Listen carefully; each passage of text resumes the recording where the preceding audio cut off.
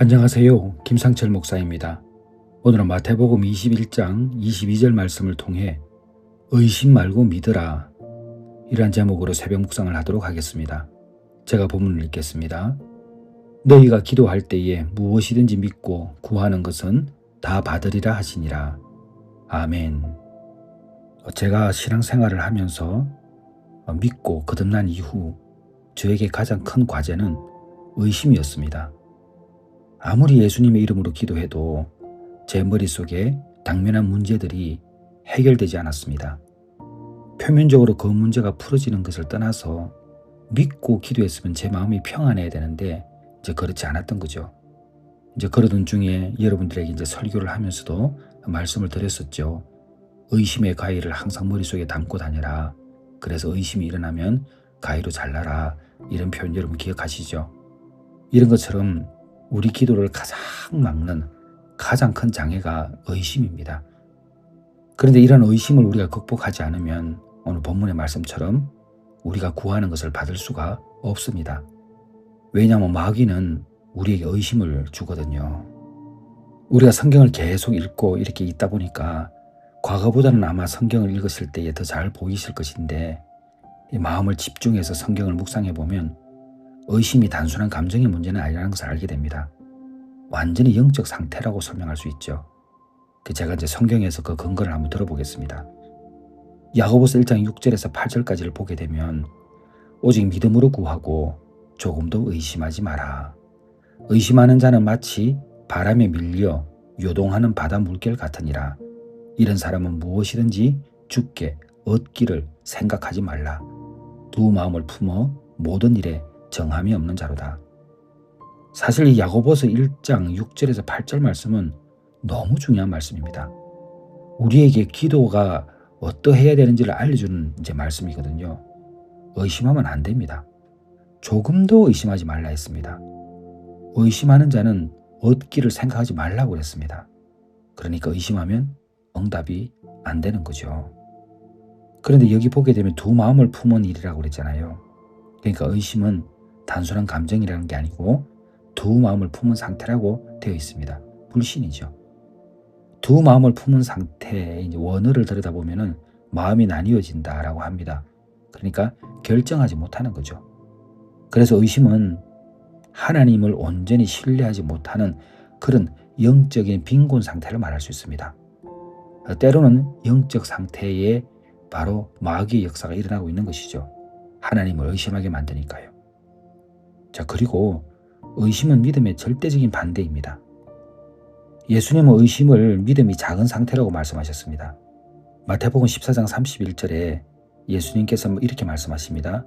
믿음이 적은 자여 왜 의심하였느냐. 언제 이 말씀을 하셨냐면 베드로가 무리를 걷다가 빠질 때입니다. 그때 예수님께서는 베드로에게 두려워한 것을 말씀하시지 않으셨죠. 의심을 먼저 말씀하십니다. 그러니까 두려움도 믿음과 연결되어 있는 그 의심에서 비롯되기 때문에 영적인 문제라고 볼 수 있습니다. 다시 말씀드립니다. 이 의심은 영적인 문제입니다. 그리고 왜 내가 자꾸 두려워하는가? 의심하기 때문입니다. 여러분, 이거 아주 중요합니다. 제가 목회자로서 상담을 하든지 많은 분들을 만나보면요. 왜 두려워하는가? 왜 걱정하는가? 왜 염려하는가? 의심하기 때문에 그렇습니다. 여러분, 의심은 절대 응답을 못 가져옵니다. 그리고 의심하게 되면 예수님이 책망하십니다. 마가복음 9장 19절에 믿음이 없는 세대여 내가 얼마나 너희와 함께 있으며 얼마나 너희에게 참으리요. 화가 나신 것이죠. 한 아버지가 귀신 들린 아들을 데리고 와서 말을 합니다.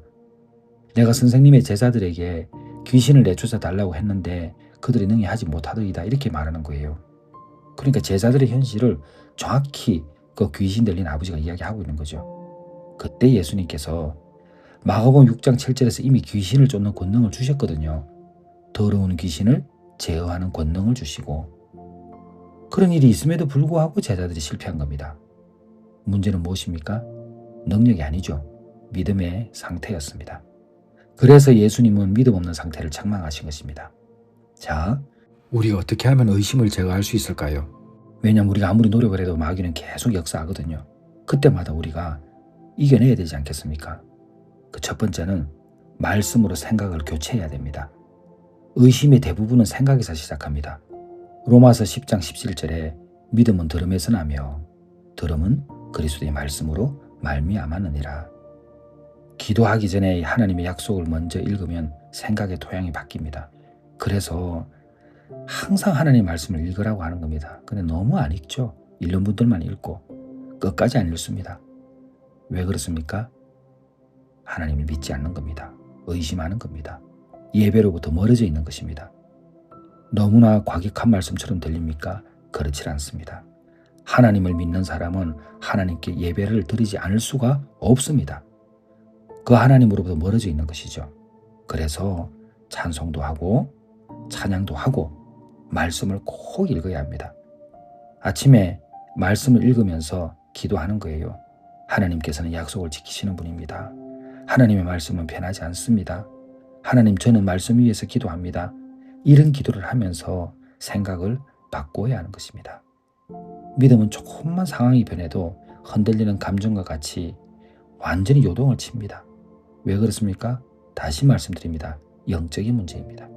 그런데 이렇게 흔들리는 감정 속에 놓여있는 예수 믿는 사람이라는 사람들이 너무 많은 거예요. 왜 그렇습니까? 못 이기는 거죠. 완전히 패배자가 되는 것입니다. 여러분, 말씀으로 생각을 교체하십시오.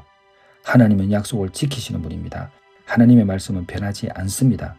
하나님, 저는 말씀 위에서 기도합니다. 이렇게 의심이 나면 말씀으로 교체하시길 바랍니다. 그 두 번째는 하나님께서 하신 과거의 역사를 기억해야 합니다. 의심은 하나님이 생각나지 않을 때, 지금은 꼭 하나님께서 보고 계시지 않을 것 같을 때, 이런 생각에서 생겨납니다. 성경은 계속해서 기억하라고 말하죠. 시편 77편 11절, 여호와의 행적을 기억하리다. 하나님께서 응답하셨던 그 경험을 기록하고 과거 응답을 다시 생각하고 감사 기도를 먼저 하는 겁니다. 그때의 하나님께서 지금도 함께해 주심을 믿습니다. 여러분, 감사는요, 믿음을 회복시키는 가장 빠른 통로입니다. 그래서 감사 노트를 또 쓰라고 하는 거예요. 새벽 묵상을 듣는 여러분, 감사 노트 쓰십시오. 여러분, 여러분을 위해서 권면하는 겁니다. 감사는 믿음을 회복시키는 가장 빠른 통로입니다.